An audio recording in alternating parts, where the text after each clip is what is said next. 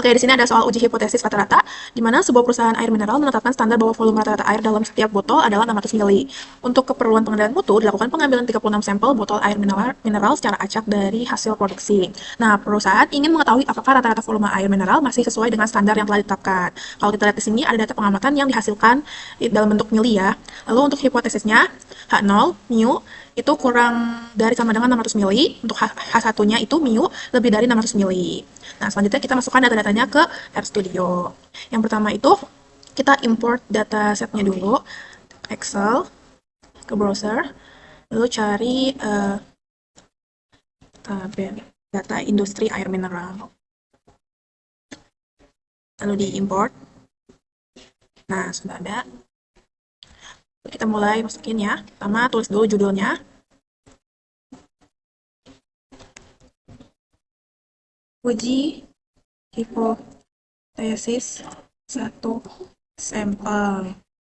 Terus tulis lagi industri air mineral. Jangan lupa di run. Lalu kita ketik install package, ini otomatis. Lalu ketik fetching demos. Jangan lupa di run. Lalu kita ketik lagi library.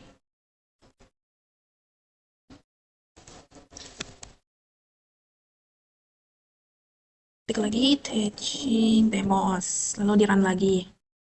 Selanjutnya ketik table data industri air mineral. Di run lagi. Lalu ketik t-test.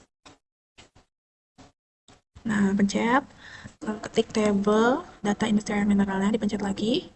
Kemudian koma mu sama dengan 600, ada karena tadi rata-rata 600. Lalu koma alternatif, pencet. Ketik 2, kita tulis creator manual. Oke. Kita tulis creator manual. Lalu kita run.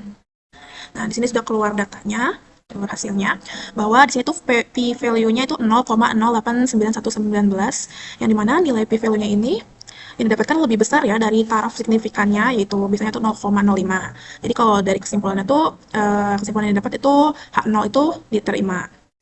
Lalu bagaimana dengan kesimpulan ini? Berdasarkan hasil pengujian dibuat kesimpulan apakah rata-rata volume air mineral masih sesuai standar? Jawabannya iya, karena tidak ada bukti kuat untuk menyatakan bahwa rata-rata volume telah melampaui standar 600 mili secara signifikan. Lalu bagaimana dengan implikasi terhadap kualitas produk dan kepercayaan konsumen? Bagaimana dengan implikasinya terhadap kualitas produk dan kepercayaan konsumen? Implikasinya tuh kualitas produk tuh masih terjaga dan terkendali dengan baik ya, kepercayaan konsumen akan tetap stabil karena volume air yang diterima rata-ratanya masih sesuai dengan apa yang dijanjikan pada label. Lalu selanjutnya tuh ada soal uji proporsi, di mana sebuah peternakan telur ayam menetapkan standar bahwa maksimal 10% telur mengalami cacat kualitas, beserta kulit kotor, bentuk tidak normal atau tidak layak konsumsi. Untuk pengendalian mutu dilakukan pemeriksaan terhadap 30 sampel telur secara acak. Perusahaan ingin mengetahui apakah proporsi telur cacat masih sesuai dengan standar yang ditetapkan. Nah, di sini data pengamatan yang dihasilkan tuh berikut ya, ada 30 sampel, satu tuh cacat dan yang 0 tuh tidak cacat.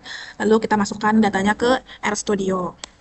Pertamanya itu kita import data setnya terlebih dahulu from Excel, browser, cari tabel data kualitas telur ayam, open, terus kita import.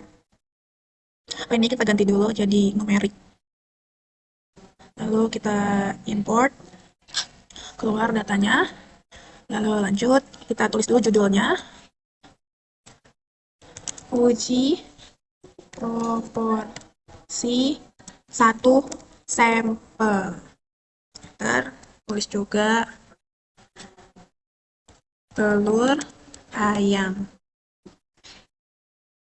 Lalu kita run ya. Selanjutnya ketik tabel data telur ayam, di run lagi. Lalu ketik prop titik tes. Ini pencet. Lalu ketik zoom, pencet, dan ketik tabel data kualitas telur ayam, didolarin, terus pencet lagi data tabel ini. Lalu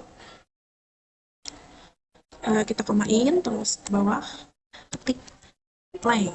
Pencet, ketik lagi tabel data telur ayam, didolarin lagi, lalu pencet lagi nih tabel data kualitas telur ayam, lalu di sini koma, ini kita enter, biar penuhan, P sama dengan 0,1, lalu ketik alternatif, di sini jangan lupa diketik 2, terus ketik less, lalu kemudian di run. Jadi di sini tuh kita dapatkan p-value-nya itu 0,9359. Ya, gimana? Kalau kita berikan kesimpulan, apakah proporsi telur cacat masih sesuai standar? Jawabannya iya, proporsi telur cacat dalam data tersebut masih sesuai standar. Dalam hal ini, standar yang diujinya itu adalah proporsi kurang dari 0,1 atau 10%-nya. Lalu, karena nilai p-value-nya itu yang diperoleh adalah 0,9359, p-value-nya itu jauh lebih besar dari tingkat dari taraf signifikan umum, yaitu 0,05, sehingga hipotesisnya itu diterima. Artinya, tidak ada bukti statistik yang cukup untuk menyatakan bahwa proporsi telur cacat telah melampaui batas standar 0,1. Lalu apakah implikasinya terhadap kualitas dan keamanan produk?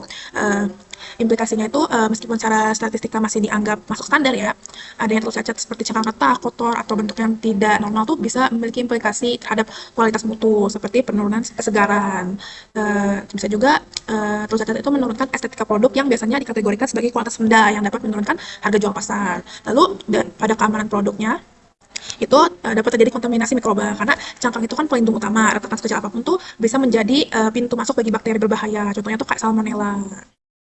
Nah, itu sekian dari saya, terima kasih.